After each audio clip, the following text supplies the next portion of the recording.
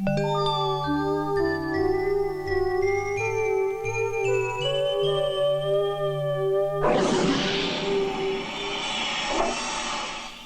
TV commercial being filmed warns the British people about the dangers of AIDS. It's part of a government. Wait a minute. What is AIDS? Do you guys know?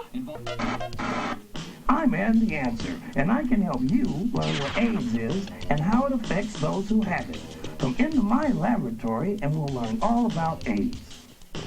You mean we're supposed to follow you, a talking dog, into your laboratory? It doesn't make sense. Well, just stand up and prepare for the ride of your life.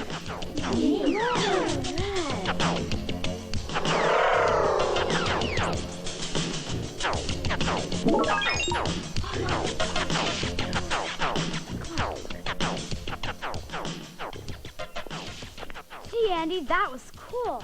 Where are we now? This is my special laboratory where I keep track of all information about AIDS. And that's why I'm called Andy Answer. I have a lot of answers about AIDS. If you know the answers, can you tell us what AIDS is?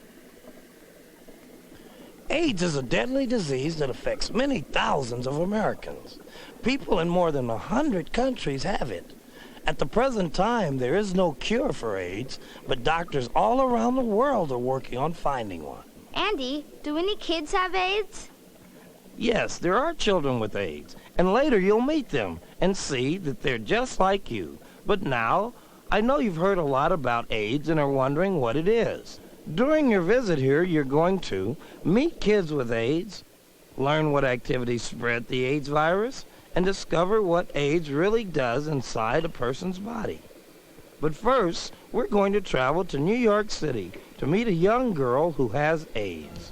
You can see that it's fine to play with children who have AIDS.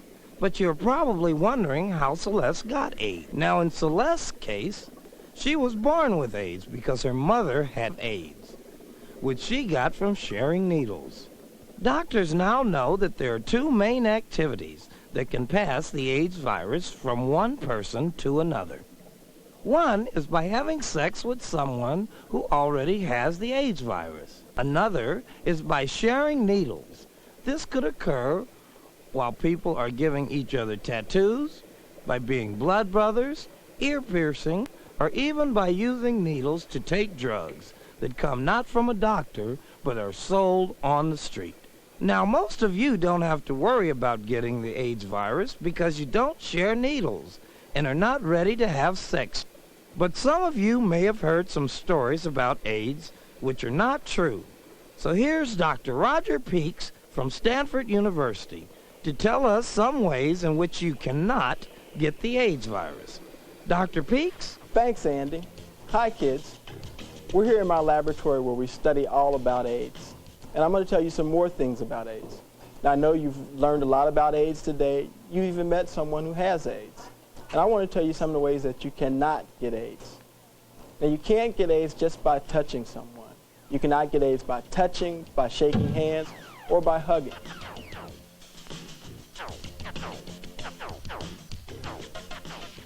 You cannot get AIDS by touching a doorknob after someone with AIDS has touched it.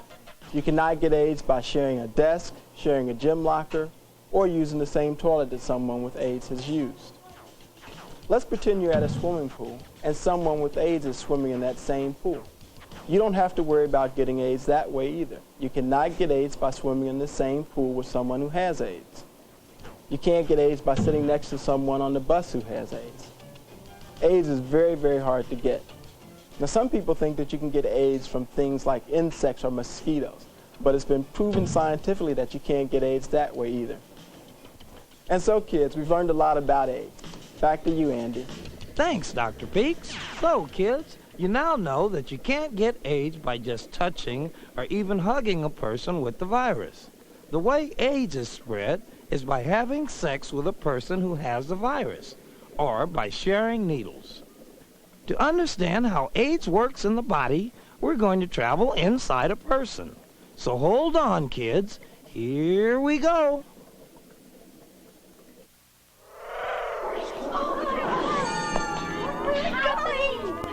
Whoa! Wow, Andy, you sure move around. When the AIDS virus sneaks into the body, and it's very difficult for it to do so, it begins by attacking the T4 generals. Once the AIDS virus has killed the generals, the armies of white cells have no leaders. They become lost and disorganized. They are unable to unite and fight the germs. Once this has happened, the germs begin to make a person sick. It can take a long time for them to take over. That's why a lot of people with the AIDS virus don't look or feel sick for many years.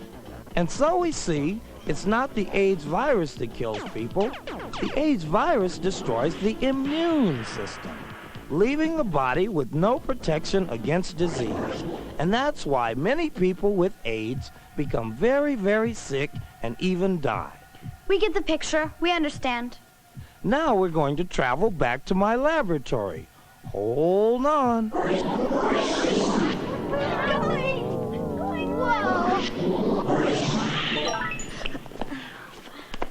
If you have any more questions, ask your parents or your teachers. That's all for now. I've got to get back to my work. See ya.